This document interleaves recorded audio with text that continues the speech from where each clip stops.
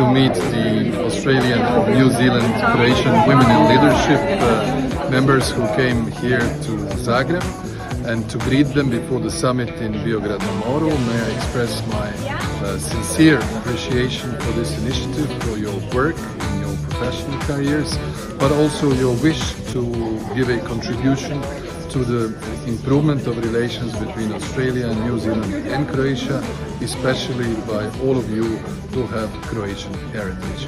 Have a good time in Croatia, and please keep up the excellent work through this initiative.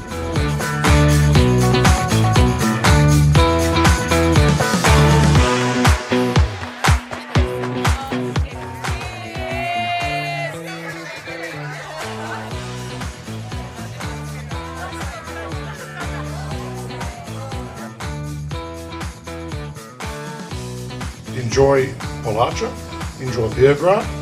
Everyone here tonight has sort of stepped through that threshold, and I just really congratulate you all for coming and making the effort to be here. It just sort of demonstrates the quality of the participants we have tonight. Thank you very much.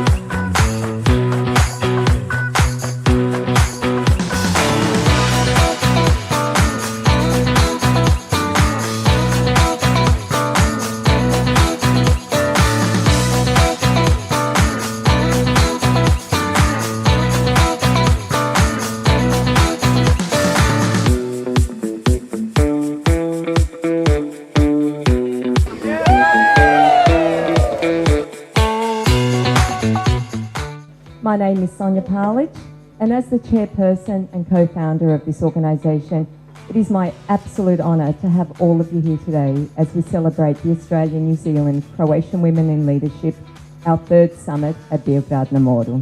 Welcome to all of you, our members, our guests who have made this trip from Australia, from New Zealand, from Canada, from Argentina, the US, and all our sisters here in Croatia. Welcome. Let's kick off, sit back and enjoy as we begin. Summit 2023 at Beograd na Moru. All right, so yes, we're officially open. So please, next can I please have a warm welcome for Her Excellency Ambassador Betty Pavlic, Ambassador to the Republic of Croatia in Australia, New Zealand and Fiji, co-founder and my dear friend. Welcome. Thank you everybody for coming. A special warm welcome to our keynote speaker Martina Dalic, Danica Baričević, Member of Parliament, to this room of really impressive, inspiring women friends.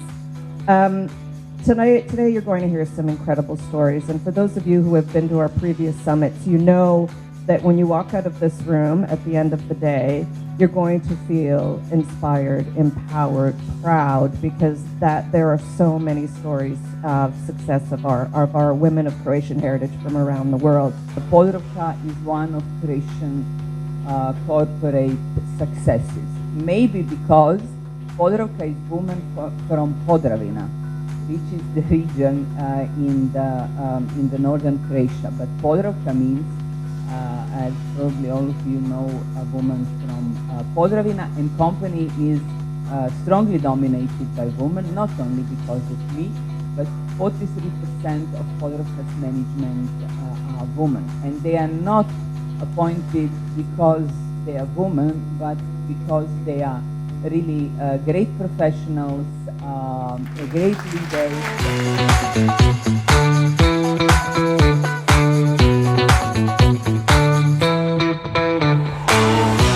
So the first one to open the session is our dear Marija Pecetić. So just go ahead.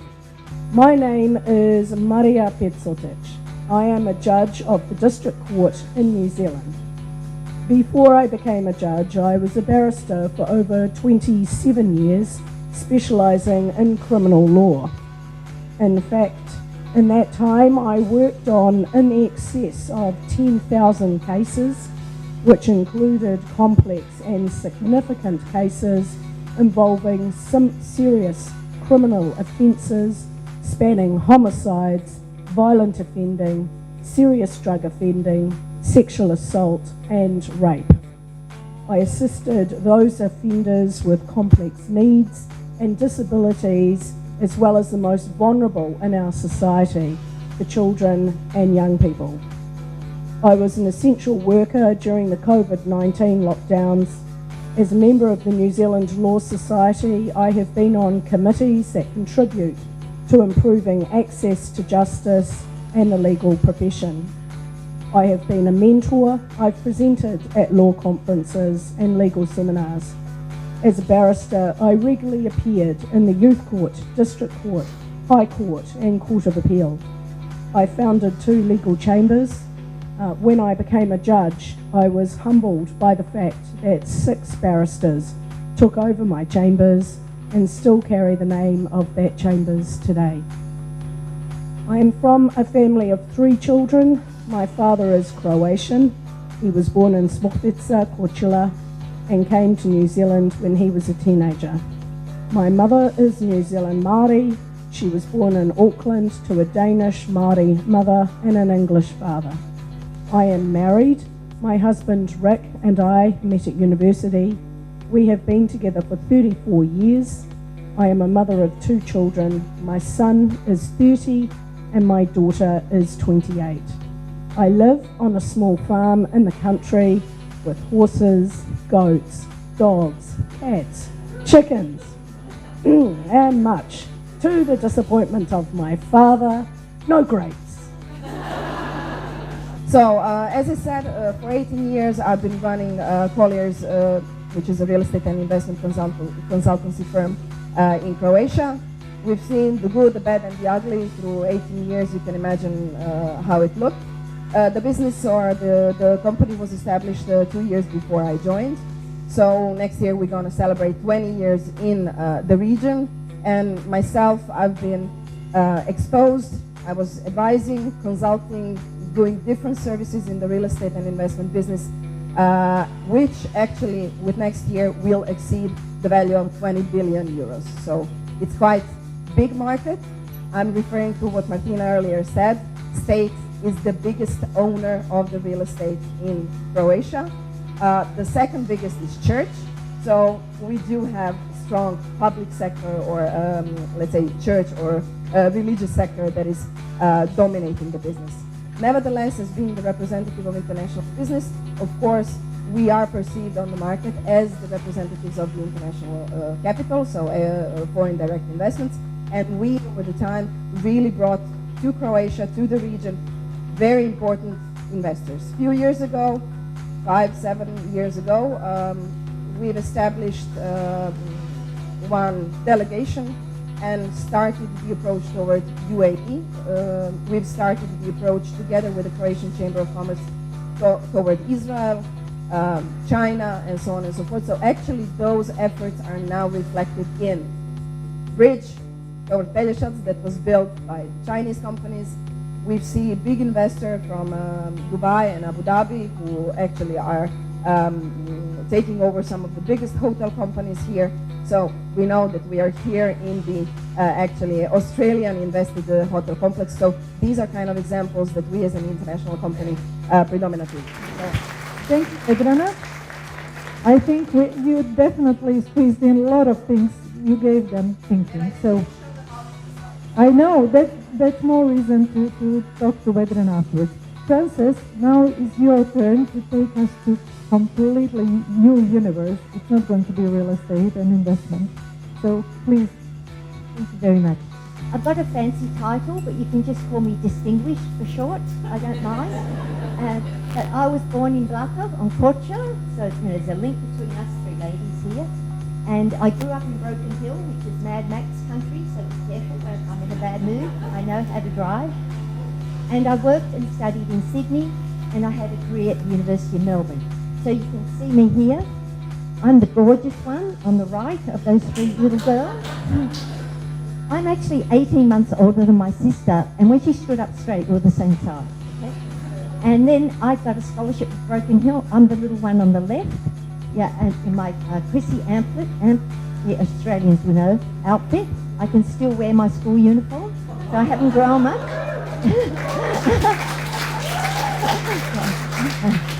So I went to Broken Hill to study, and when I was at school, the teacher said I was going to love university. No, I didn't. I hated it. It was full of upper middle class Inglesi, okay? And so I dropped out after 3 months.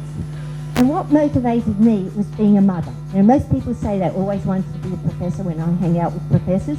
I didn't even know what a professor was, okay? But what inspired me was my son. So I was a single mum, and I was working full time, and I realised my son is not going to have a good life if I don't get educated. So I went into science for money, okay? And scientists will tell you you're not well paid. Well, compared to what I was, yes. And I feel extremely rich still. I cannot stand it when my colleagues say that, well, we have such great jobs, and I can't believe they pay me to do it, so don't tell them that. But it was my son that got me going. So I got the job at the University of Melbourne in 1996, and I was appointed as Associate Professor and Reader in Chemistry. I was the first woman, and the men made me know it. Also, they made me know that I wasn't one of them because I was a physicist. My PhD was in physics, and I was ostracised. I got interviewed on the radio, and I talked about the worst year of my life, and that was 1996, okay? But I became their boss.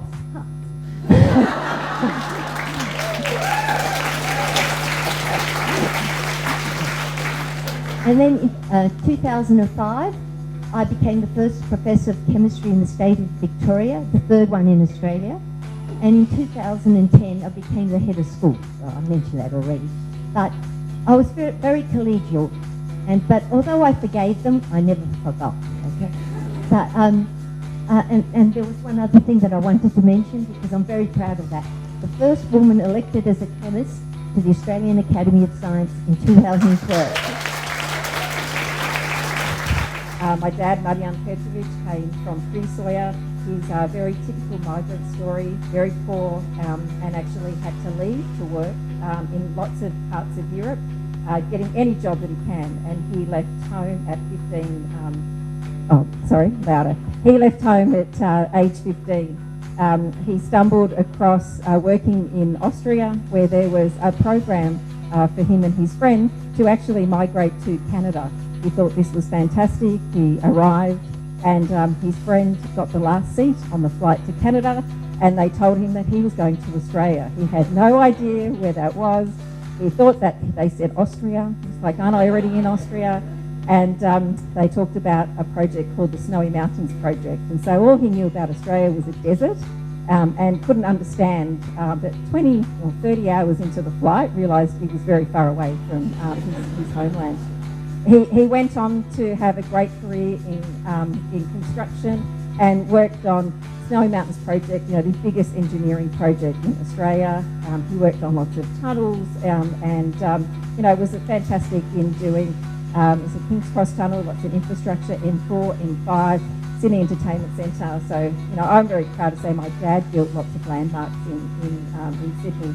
My mum had a very different story. Her family, some relatives had already been in Australia. She's from Blato, Korčula, and came after she finished university to study English. Her family had a pub in King's Cross where she served beers while learning how to speak English. My dad was working on the King's Cross Tunnel. He went for a drink in a pub, and the rest is history. 53 years of marriage and 3 children. I'm the middle child. And this is my family. We took a family portrait this year. It's really important, I think, to do. Of, you know, my parents' proudest moment is actually their grandchildren. Us children are pushed to the side now. And the parents that I knew, which were absolutely still instilled in their grandchildren, which is family first, it's integrity, it's honesty, financial independence. They really saw financial independence as a way to give you choices, and saw education as the key to unlock opportunities. Because particularly for my dad, he didn't have that. So we had a very strict upbringing, and we were very focused on education, and probably like many of my generation, no boyfriends, no going out to these parties that the Streltsy was going to. We had to study, and certainly I'm up to my 3rd degree now, so that's what has come to be part of my fabric. It's interesting actually, a defining moment at high school was when I came home and having done mathematics and got 98%, and came home and said to my dad, I can't believe it's got 98%, and the person that came second, they've only got 70%. And he's like, 98%? What did happen to the 2%?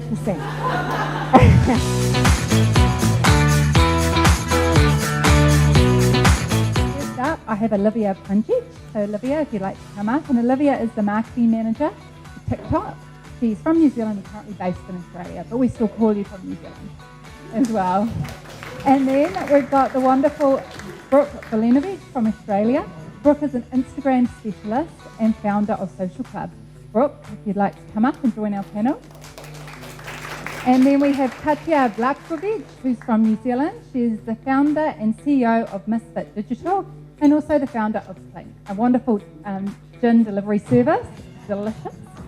And then we've also got Anna Cholak, who's from here in Croatia, originally from Australia, who is the Director of Telecom Strategy and Transformation at Infoblis. So welcome. Now, my name is Olivia Punjic, for those of you I haven't met already, and I'm a Senior Marketing Manager at TikTok. As you can probably tell by my accent, I am a Kiwi, although I moved to Sydney in Australia 18 months ago and have been loving my time there so far. All right, next slide. Oh, she's already there, efficient. Now, I know we had to talk about digital transformation, but I thought I would start just with a brief overview about who I am and my connection to the culture. So first of all, my Deda, Baba, Tata and Teta moved from a very small village called Urashine near Imotski in the early 1970s.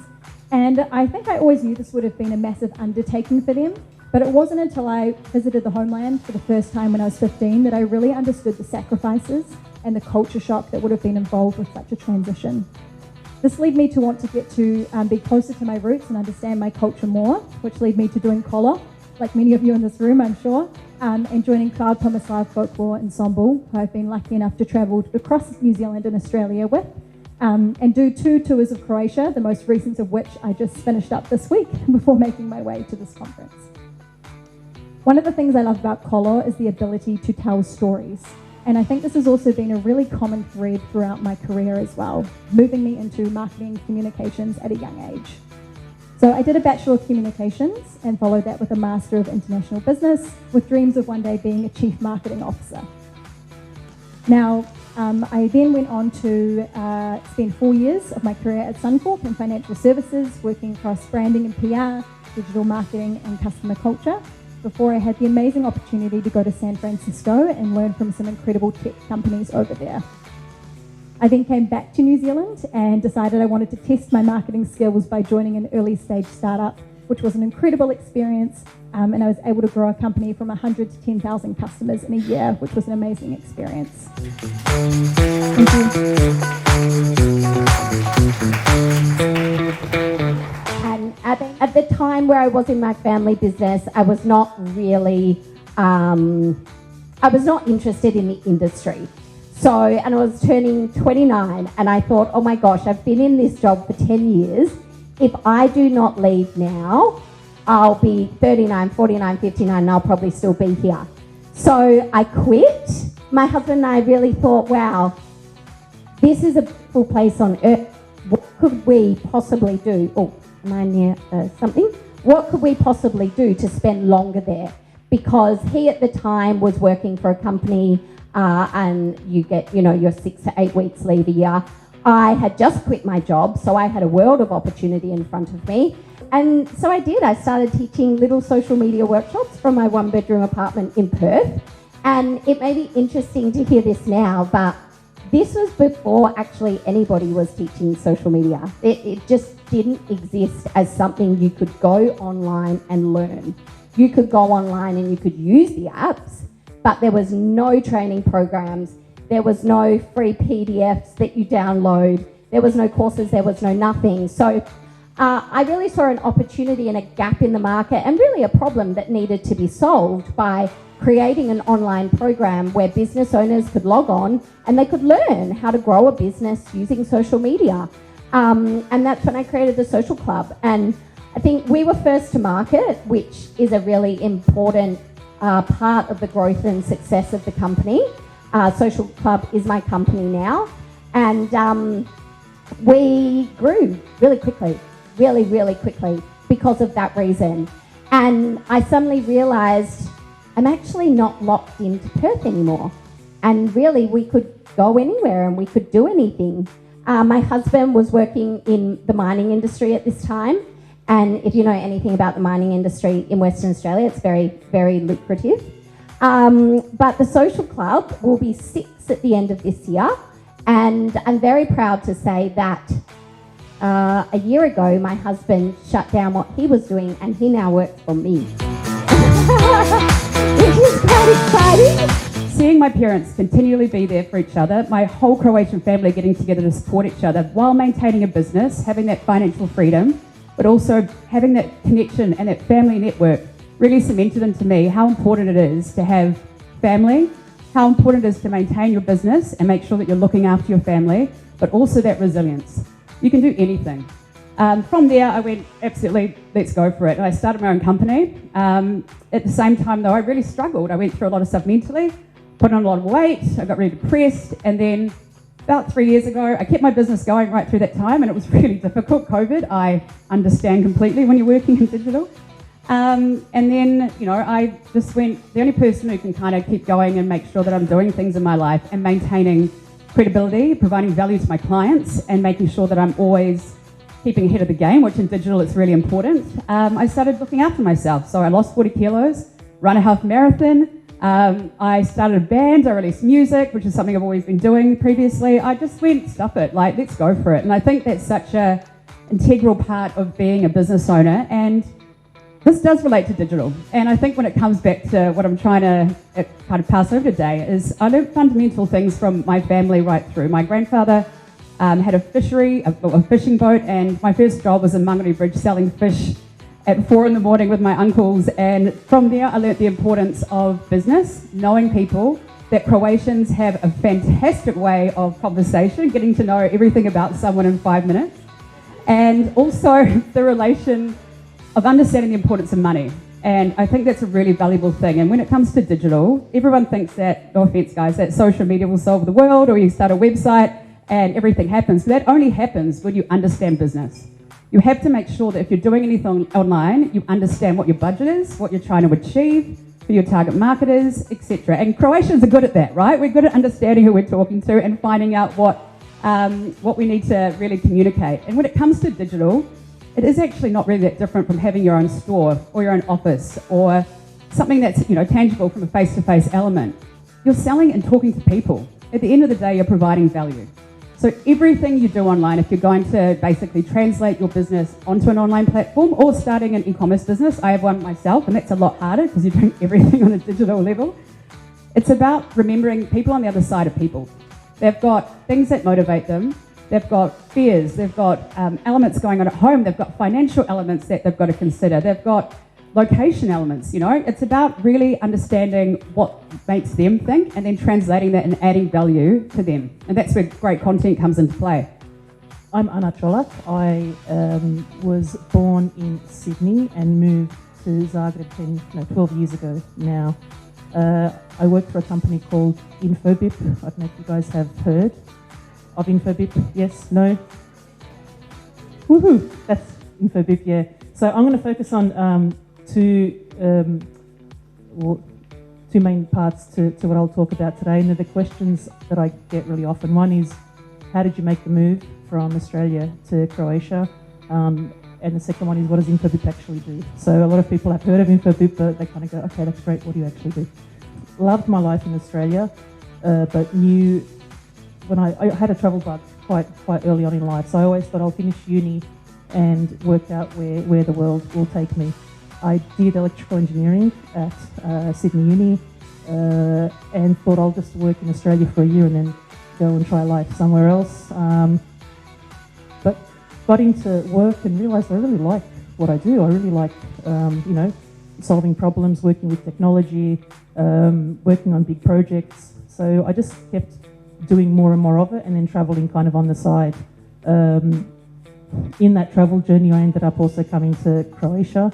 for the first time as a grown-up, and went, "Whoa, mind-blowing! I think I need to find a way to make Croatia a bigger part of my life." I was working for Telstra in Australia as a pre-sales engineering roles, and I didn't really have.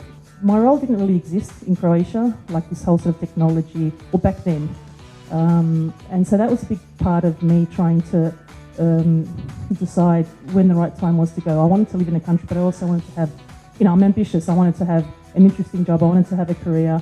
I wanted to keep doing new things. I wanted to have a fulfilling day at work. And just moving to a country I loved without being able to continue learning, growing as a person and in my career was not something that was interesting. So I kept an eye out on what was happening in Croatia. I'd come here for holidays over and over and over again. And around, I think it was 2010, I started feeling like Zagreb was going to start offering some opportunities that were interesting in the workspace for me. So I quit my job in Australia and moved over here. Thank you, everyone. Thank you, Anna. I work with the Central State Office for Croats Abroad. And the message I really want to send today is that this office is for you. And the Croatian government has really put an effort into trying to address your needs and find programs and projects that can help you. I also want to thank everybody for all these incredibly inspiring messages and stories that you've told us today. I actually feel at home because some of you already heard, I came from Canada and I moved to Zagreb in '92. Even my parents thought I was crazy because the war was still on, and I went to a master's program in Zagreb, but I haven't regretted it at all. I've been here for 30 years. I've had the privilege of working with incredible women in politics in Croatia. I have to say that we have had women that have supported each other in Croatian politics. I've had the privilege of working with Martina Dalic with the negotiating team. I worked with President Kolina Grabar-Kitarovic in her office for 5 years. And I would suggest that anybody who wants to come back and live in Croatia, take the chance. I followed the feeling, and the feeling came through, and I really loved my life in Croatia. But now to get back to the business that I'm supposed to be talking about, I wanted to do a quick overview of some of the programs and activities that our office does. The government established this office, as I said earlier, to be here for you. And as some of you had the opportunity to see yesterday from the Prime Minister and the ministers that were at our meeting, there is this really genuine interest and appreciation for the diaspora abroad. And we're constantly trying to find better ways to support you and to actually do a better job in making either your return or your activities abroad more useful and connecting what we like to say the Croatian global family. So I wanted to present some of the activities. And as I said, I worked in a lot of different offices, and at 50, after my 50th birthday, I decided I really wanted to think of what I want to do next.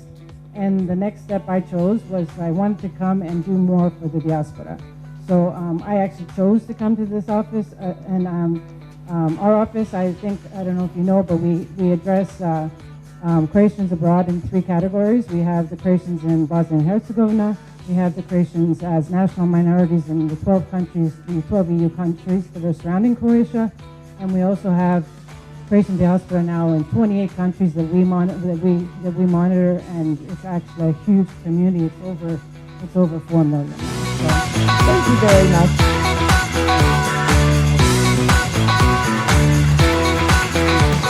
Let's say it's a big honor to see you all here together, and let's say that maybe in the future I really do think that this could be a second-year tradition. So what do you say? I think that the moments here are going to be really memorable, and I think it's worth it that you're going to come and try and see it again in a better, let's say, way than it's this year. Thank you all for coming here, and I expect that you're going to have a wonderful time. Thank you so much, Mariana.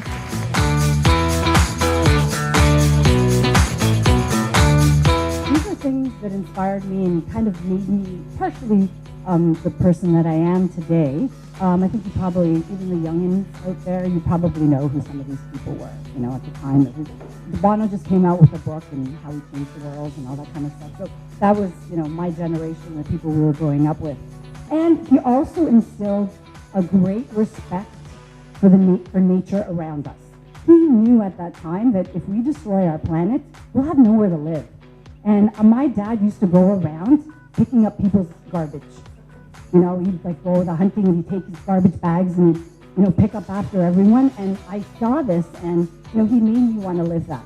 So at the time, I mentioned the environment, I wanted to make a difference. And, you know, we were burying ourselves in garbage already. And, you know, climate change was starting to appear, but it wasn't a global priority. I wanted to make it a priority.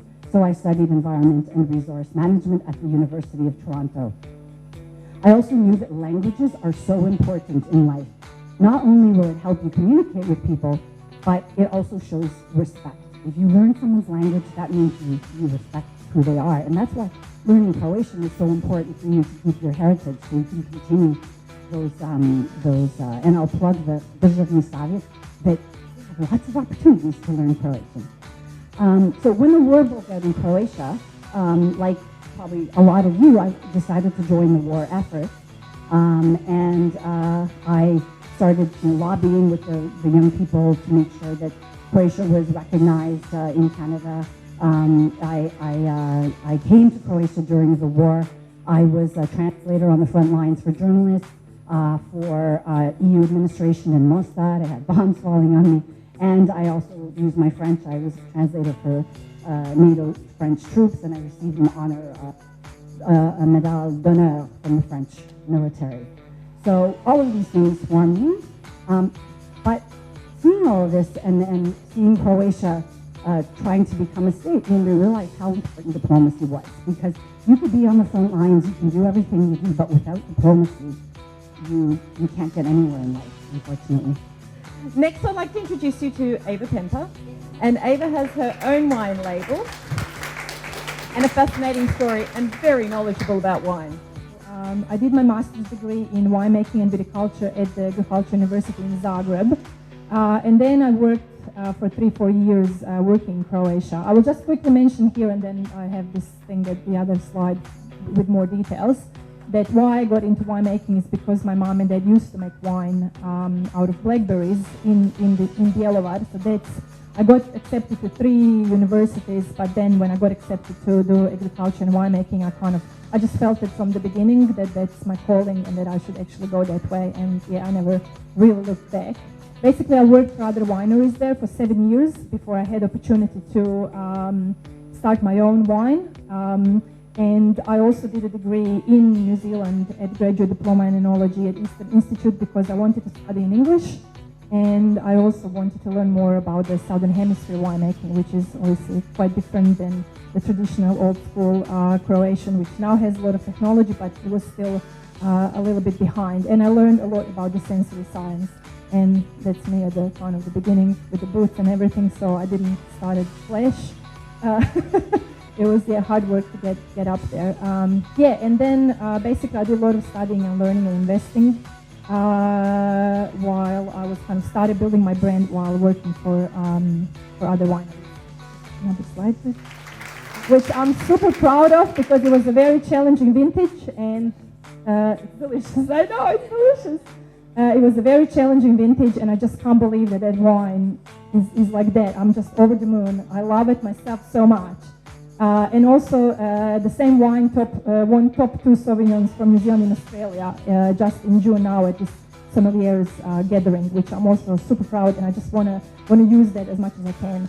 And one of the awards last year was fantastic, that the Washington Post in the US has my 2021 Sauvignon was the highest awarded white wine for the first 6 months of that year, which was such a fantastic thing for a New Zealand wine overall, and any white wine basically have that. So yeah.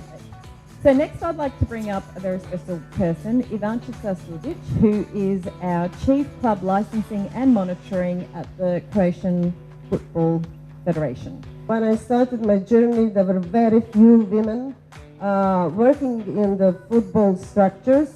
Actually, women were on the margins of the organizations, although they were employees either in the football clubs or in the football associations.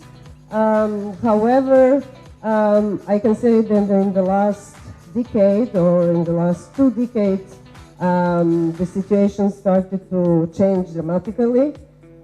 This is mostly because of due to the intentions or the principles and ethical principles, governing principles of the European Union, at first place then United Nations, and so far that also influenced football governing bodies to involve more women in the governing positions, in leading positions, also in the football industry. At the moment, the Croatian Football Federation has over 20 different football national teams and futsal national teams, which of them are also women national teams. So also, as you know, in a few days, the Women World Cup is going to kick off in New Zealand, and the finals will be played in Australia as well. So it will be also an amazing journey because women's football is really growing up, and hopefully it will be the case also in Croatia. We don't have yet the national team at the big competitions, but hopefully with continuous investments, which is also not only the investments of the Croatian Football Federation, but also the world and the European football associations, both, and also the Croatian state, we hope that will gain more results. Right now, I'd like to invite Ana Lubic to come up to the stage, who is the National Sales Manager for Virgin Australia. And I know I'm a Virgin supporter all the way, yes, because Qantas had the monopoly in the market, and I just love competition, yeah. That was years and years ago. Anyway, to be in front of you today, honestly, thank you, Betty, for the invitation. Sonia, it's an amazing little event today to be in front of all these amazing women. So my journey so far, I did actually start in the federal government in Canberra. That's very common for Canberrans, if there's anyone here from Canberra. I started in the ozone protection section of the Environment Department, and I had no idea what I was getting myself into. We phased out chlorofluorocarbons, CFCs, and I went out and planted some fair share of trees outside of Canberra. So I've done my bit for the environment. I didn't actually get fulfilled from being in the government department. Unfortunately for me, I wasn't seeing results at the end of the day. I wanted to see the work that I was putting in, what results I was getting out. I wasn't getting that in government, where you complete a ministerial brief and you would literally wait 3 months later for the minister's sort of remarks to come back. I wanted something instant where I had a gratification to see that I was actually making an impact. And then I moved into the corporate world at Ernst & Young. And I was a PA, and I have to tell you, I went from literally working from 9 a.m. to 4:51, which is a public service time, and then having a very relaxed lifestyle too, literally working. We worked hard, we played hard at Ernst & Young, and that was the catalyst in my career. I managed 2 partners, 45 different staff, auditors, accountants, and I worked 14 to 16-hour days on average. I went into hospitality after that as a functions manager. As you can see, there's a theme here with me. Sales, people, I'm a people person. As my father says, I can sell ice to Eskimos. I love talking to people, and I love selling products, whatever it may be. When I went into functions, I was at a place called the Boathouse by the Lake, a premier venue, and I organised about 200 weddings. And boy, can I write a book on the amount of brides I dealt with and the bridezillas. And I'd have to say the worst client was the mother-in-law. No offence to anybody that's been the mother-in-law from hell.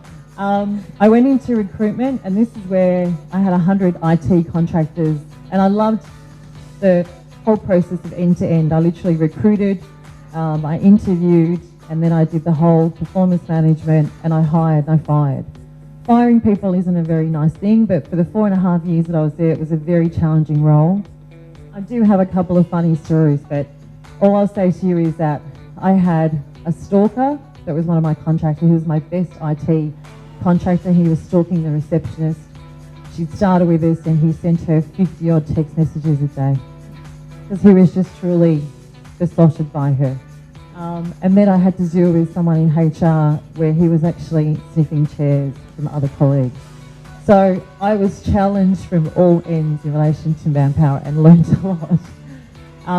And now I'm in my travel career. I started at flights and a business travel, and now I'm a Virgin Australia. So on that note, our fantastic panel, and I would hand over to Dani.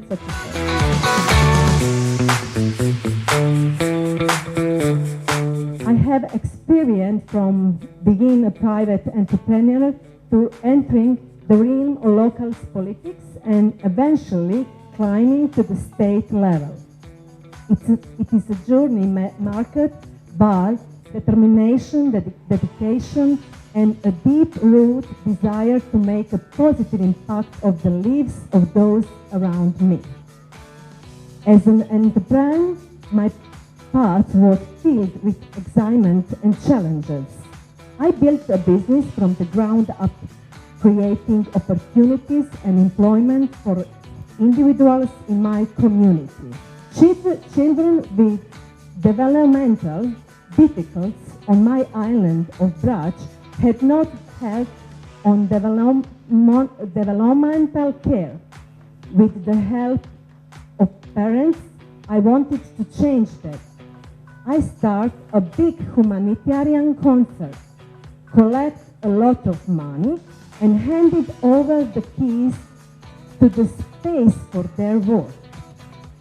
From then until today, the entire community has become involved and with AUS, and we are constantly helping their children through humanitarian work.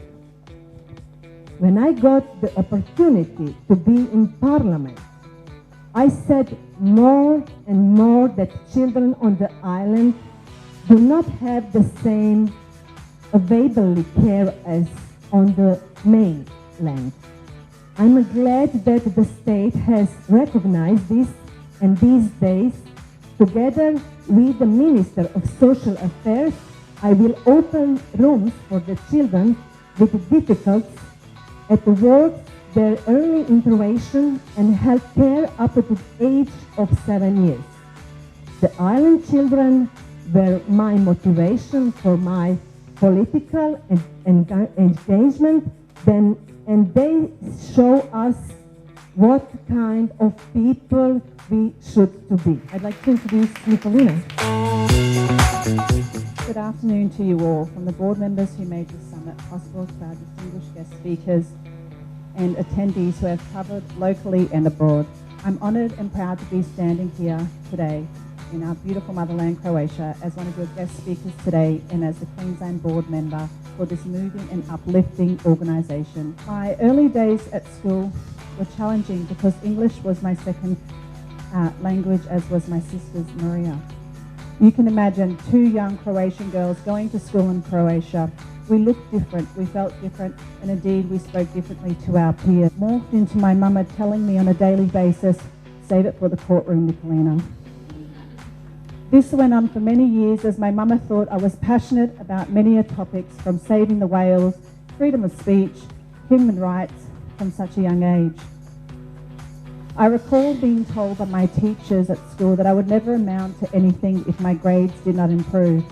This comment obviously came from a disciplinary and authoritative approach rather than a learning and educational one that would be taken these days, so to speak. Many times I recall not understanding what was going on in the classroom. As a result of this, I felt the stigma of being different and being a level behind my peers. I soon learned that rather than take those somewhat negative comments and experiences at school, that I could turn them into a positive, as I wanted to prove to those around me that I did have what it takes to amount to something, and it was just that the start of my journey was a little different to everyone else's. So I'm the manager, I'm the producer, songwriter, and also musician for our family band, Gavrani. We actually didn't even choose our name. This is also an interesting story. So my dad has been playing in the Croatian communities in the diaspora for quite a long time. He's been a musician his whole life.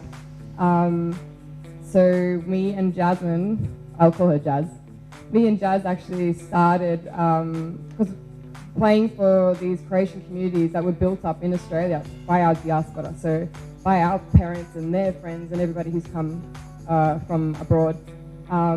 These were the places that me and my sister started performing and learning music and Croatian culture. So without these communities that were built and without these connections being built, our careers as musicians wouldn't have even started the way it did. So we were very, very blessed that our dad he was playing with many different Croatian bands, and me and Jasmine had a lot of opportunities to play for, our Croatian community. And this actually kick-started our movement onto having a full band. So it started off with me and Yasmina just as a duo, and people would say, oh, like, you're gonna have some music for your party, like, why don't you call the Gavranice, the Gavranice sisters? And then that obviously just stayed, and then we've just always been the Gavrani, let's call the Gavrani band. We like it, it works, it's a family band. The music brings people together, and it's brought us here with you today and this whole weekend, so we believe it's really important for cultural reasons as well. And yeah, support women in all careers. I'm very pleasured and honored to be on a panel with such amazing women as well. And thank you all for having me today.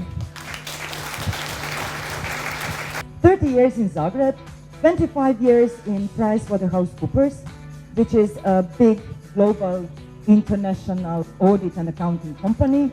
They are huge, generating like $50 billion of revenue, having over 300,000 employees in 152 countries, but the number is changing on a daily basis. PwC is in Croatia for 25 years, so I'm basically from the very beginning. And you made a huge introduction, but basically I'm the auditor. So I'm director in the audit, dealing mainly with the financial services, so banking, insurance, investment funds, etc. When I was listening all of you, I truly believe that your parents or grandparents was really brave to leave Croatia to Australia and build a new life. On the other side, many of you came back, and it's really brave. But believe me, for those of us that stayed, we were brave as well. And Martina has a beautiful speech and reminds me on how tough these things were in the last 30 years. All right, thank you. A few thank yous. First and foremost to Illyria, Mariana, the Todoroviches for really helping us make today as wonderful as it was, and for kicking it off last night with an amazing evening. Thank you to Sonia, my partner in crime, and all the board members who have been here today. Fran, trying to keep control. Yes. Cindy and Angela. Anna Maria and the Central State Office for Croats Abroad, really for everything. Danica Baričević as well, who's networking, doing really well. Today we've been celebrating success. Success that's steeped in our Croatian heritage, the success of our country. As I said earlier in my remarks, it's now a country of opportunity. And I think, some of the economic indicators we heard from experts, not from me, further confirm that. But it's also about recognizing some of the commonalities, our passion, our perseverance, our honesty, our integrity.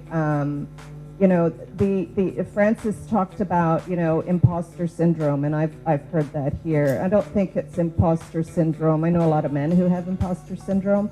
I think it's that consummate Croatian. We're always underestimating ourselves, and we never know how to actually brag about what we've achieved and how, challenging that road has been for us all and for our families, from the villages, from the long trips to other parts of the world, to growing up as immigrant children in Canada and Australia, United States and Argentina.